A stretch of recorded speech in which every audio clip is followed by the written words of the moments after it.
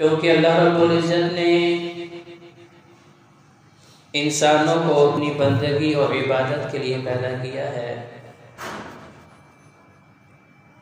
تو اس عبادت کے صلے میں اللہ تبارک و تعالی نے مہمان نوازی کے طور پہ بہترین جنت رکھی ہے۔ اور جب ہم قرآن اور نبی علیہ السلام کے فرمان کا مطالعہ کرتے ہیں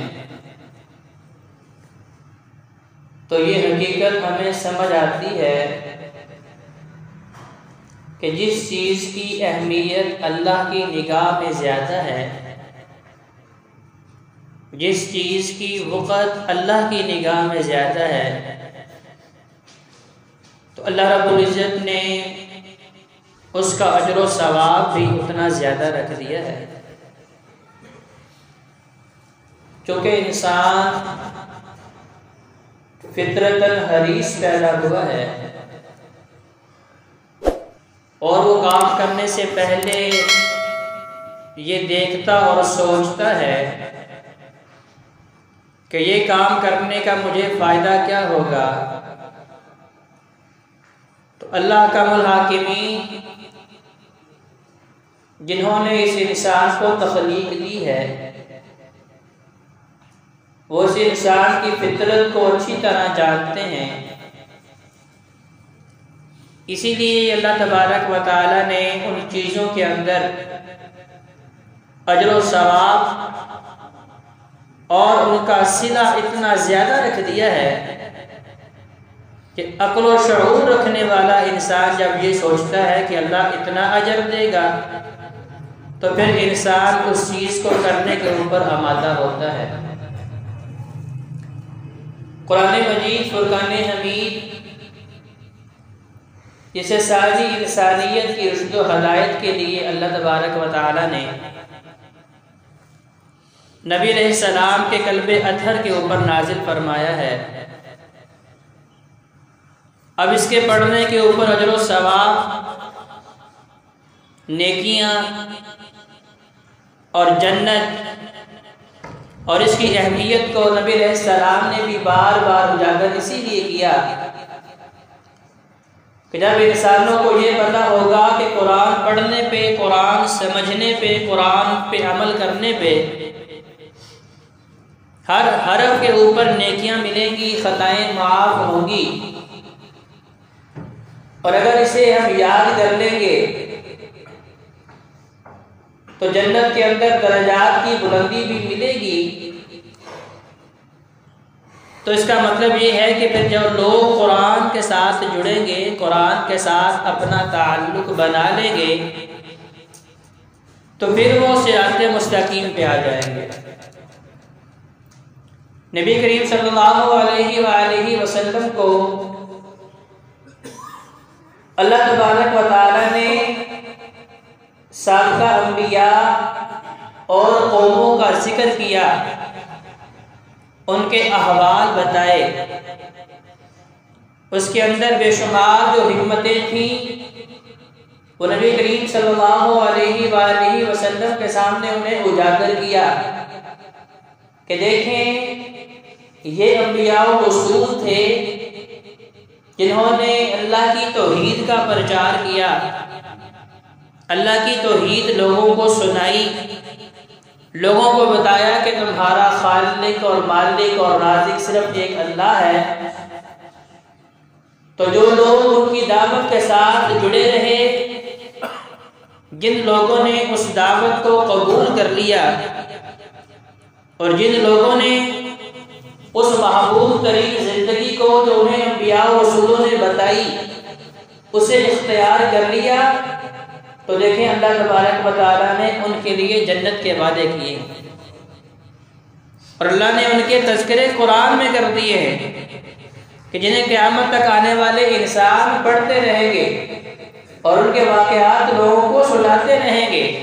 اور جب بھی ان کا ذکر خیر ہوگا تو ان کے لیے رحمت کی دعائیں بھی کرتے رہیں گے۔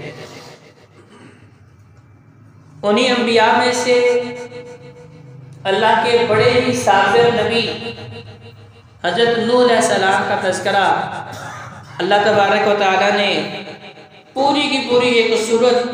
سورہ نوح کے نام سے نازل فرمائی۔ 29واں پارہ ہے، سورۃ نمبر 71، 28 آیات کے اندر اللہ تبارک و تعالیٰ نے ان کے پورے واقعے کو نبی علیہ السلام کے سامنے بیان فرمایا، اور تب بیان فرمایا کہ جب نبی علیہ السلام کو مکہ والے بھی اسی طرح ستا رہے تھے جس طرح نوح علیہ السلام کی قوم نے انہیں ستایا۔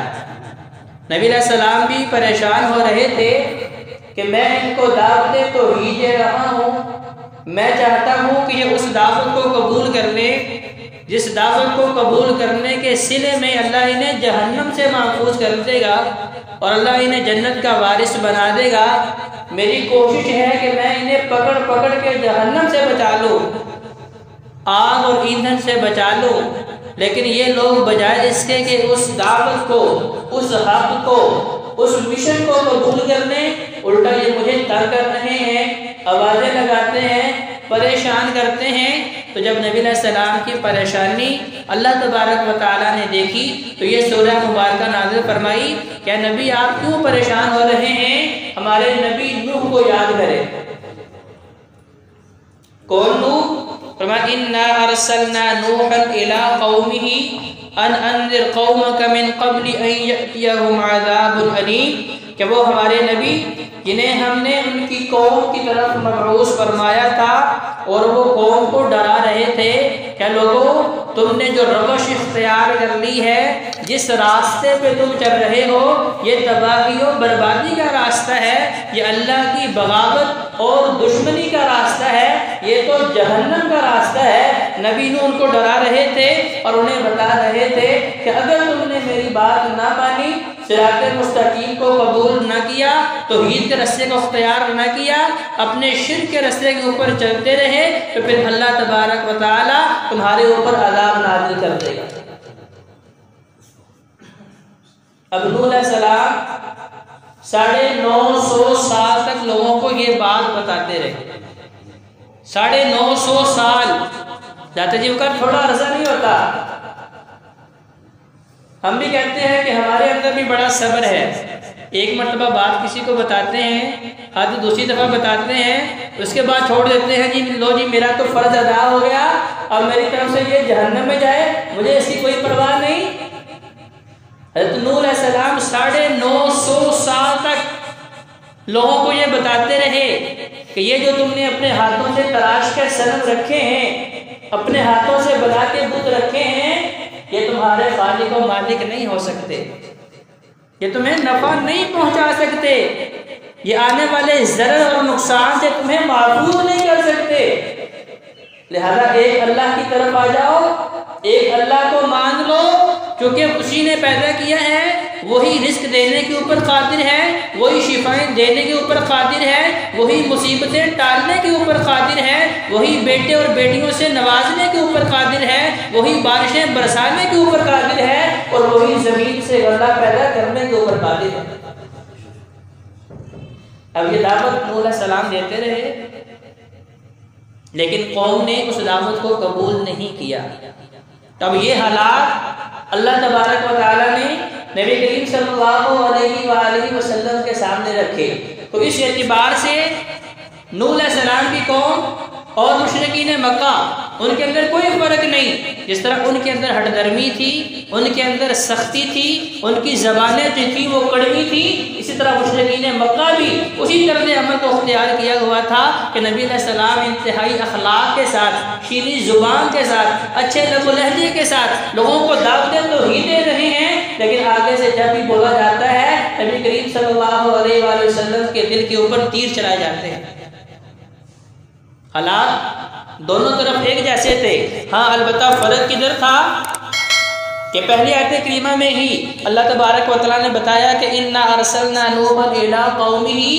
ہم نے نوح علیہ السلام کو ان کی قوم کی طرف مبعوث فرمایا، لیکن جب ہمارے نبی کریم صلی اللہ علیہ وآلہ وسلم کی باری آئی تو فرمایا کہ ہم نے ان کو دونوں جہانوں کے لیے مبعوث فرمایا۔ ان کی نبوت و رسالت صرف اپنی قوم کے لیے تھی، ایک مخصوص بستی کے لیے تھی، ایک مخصوص وقت کے لیے تھی۔ حضرت نوح علیہ السلام میں اور نبی کریم صلی اللہ علیہ وآلہ وسلم میں فرق یہ ہے کہ آقا علیہ السلام کی جو دعوت ہے وہ کسی ایک بستی کے لیے نہیں ہے، کسی ایک ملک یا شہر کے لیے نہیں ہے، کسی ایک زبان والوں کے لیے نہیں ہے، بلکہ قیامت تک آنے والے تمام فرد و بشر کے